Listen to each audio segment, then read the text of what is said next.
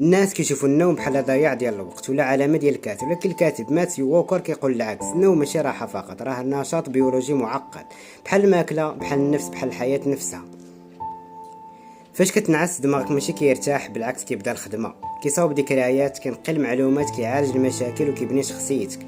يعني بلا نوم كافي دماغك بحال الحاسوب مضروب، ما فيه لا رام ولا تخزين. تخيل معايا واخا ليله وحده بلا نعاس مزيان كافي باش تنقص من التركيز ديالك والمناعه ديالك وحتى القدره على اتخاذ القرارات. وبزاف ديال الحوادث في الطريق والغلط في المهام والناس اللي كيتعصبوا بلا سبب راه كلها نتائج ديال قله النوم.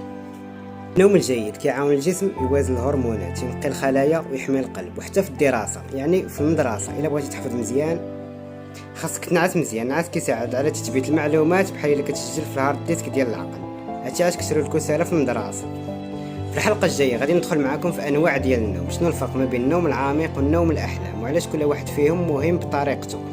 بقى معايا لان هادشي غادي يغير علاقتك مع النعاس للابد.